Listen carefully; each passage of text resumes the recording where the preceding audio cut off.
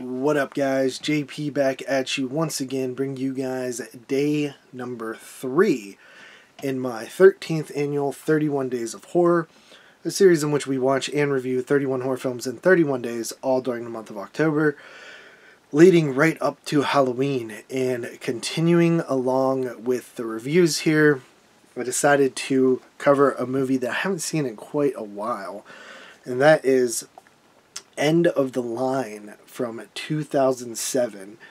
This is coming to us courtesy of TerrorVision. This was, I believe, their 10th release, according to The Spine. TerrorVision is a company that I really like. They put out some cool movies from all different eras, everything from 1911's Dante's Inferno to 2024 movies to stuff from the mid-2000s, shot on video stuff. They do all kind of stuff. Very fun label. I was collecting most of the titles that came out, but they were just releasing them too fast, so I couldn't keep up. So I just pick up the odd title that I want here and there. End of the Line was one of the titles that I picked up when I was a subscriber, where you can subscribe and get like all their releases shipped to you automatically and at a discounted price, which is honestly pretty worth it. But I just, you know, lot of stuff coming out, couldn't really keep up. But End of the Line, this one is very interesting. So this is a movie that I remember seeing in 2007 or 8. I want to say it was whenever I first got like Netflix streaming, which was around that era, I would say. And I think it was on Netflix and I watched it.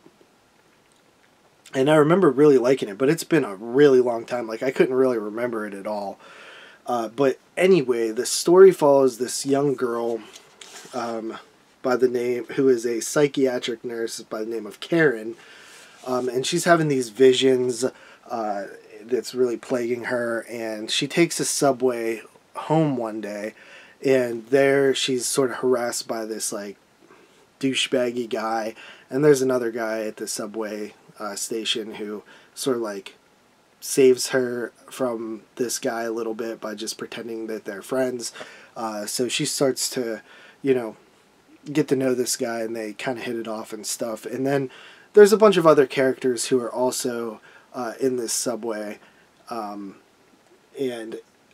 some of them are bad guys and some of them are good guys. So basically, out of nowhere, a bunch of people get these beeps on like these pagers, almost like it seemed like a pager, and they read a message, and then all this they essentially pull out knives and start killing people, and the knives are shaped like crosses, and they're stabbing people and killing them and saving them, quote unquote. And it's basically a cult that, for whatever reason, is sort of like, this is their doomsday. So whatever they believe in, they believe that they are there to kickstart God's rapture, if you will. And it follows a group of survivors, including Karen and the guy that she's interested in, trying to survive down in the depths of the subway. And that's basically your plot. This movie actually is like pretty well done. I would say that probably the weakest aspect is maybe some of the acting feels a little, you know, amateurish, but not to the extent of like a straight up like no budget film, but just like not super high quality. But that's really it. That's like really the only knock I have on this film. I think it's pretty damn good. It actually was better than I remembered. First of all, cults are so uncomfortable to me. People who are so devout religiously to a cause that are willing to sacrifice other people, themselves, people that believe something so strongly that they're willing to go to the lengths that the people do in this film, it just bugs me. It infuriates me. It makes me upset. It makes me uncomfortable. a lot of scenes in this movie reminded me of the religious woman in Stephen King's The Mist. Frank Darabont is The Mist.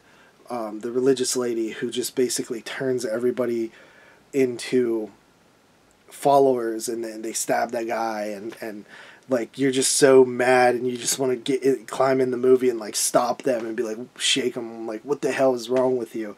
Like that. There's many moments in this film like that, where there's people who are innocent, who are trying to escape, and they're just being held against their will and murdered, and it's just so brutal. There's actually quite a few brutal kills in this movie that are very effective and pack a punch. Just sort of the way it's done, with a lot of practicals, like practical effects in here, and everything. It's like claustrophobic because it's just these long tunnels and rooms, and there's not a lot of space, and just like seeing the cult members with their cross knives like running after people is actually very effective. It works very well for me. And also you have this one particular cult guy who's like just a weirdo, man. He's the one that was essentially like trying to hit on the one girl at the beginning, or harass her.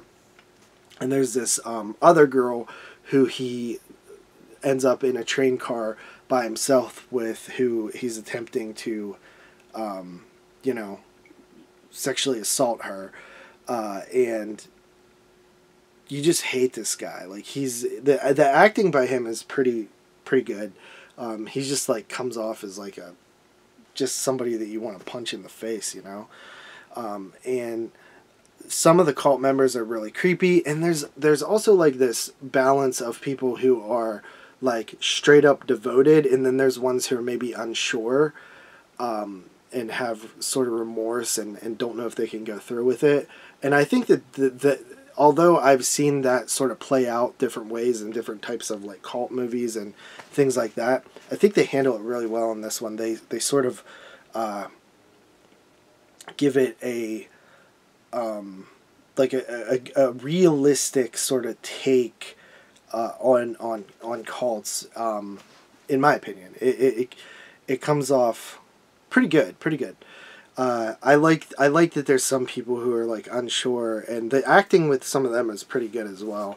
And then there's this whole other element with sort of like demons and stuff, and what the people are saying they see and things like that. The cult people, and I don't want to get into like spoilers if like what's happening in the movie, but they do a really good scene with that as well. And there's actually like a few, like at least 2 good jump scares that kind of freaked me out a little bit.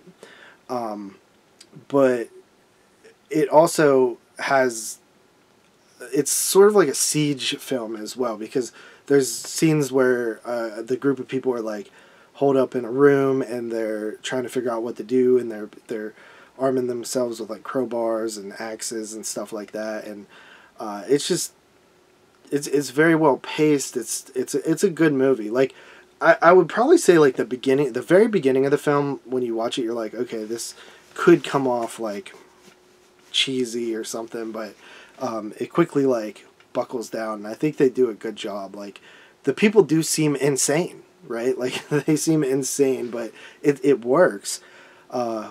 I think like setting this in the subway was a really good idea, and it just has like a very unsettling vibe to it. You really want these people to kill all the cult members, really. But yeah, I think that the lead character is pretty good as well. What else? I think that's pretty much it. Decent gore, creepy cults. If you've never seen this movie, I think it's a bit of a gem. It came out at a time where 2007 was a pretty good year for horror, and there's a lot of depth to that year, And this is another like good movie that not a lot of people talk about, and it was stuck on DVD for the longest time. TerraVision put it on Blu-ray, which I really love because, as you guys know, I mean, we've had pretty much most classic horror films from the 70s and 80s released at this point. Even the 90s, there's still some that aren't, but you know, a lot have been released, you know, from all the different labels out there through all the different years. There has been a lot of titles released, but now it seems like the 2000s, like 2000 to like 2012-ish, that's where it's kind of lacking a little bit in terms of releases. Like the stuff that came out, especially in the like early to mid 2000s, you had a lot of titles that came out on DVD and never had Blu-ray releases. So I think that we're going to start seeing a lot more titles from this era get released throughout the years. There is a ton of stuff that I would love to see get released on good, nice Blu-rays or 4Ks.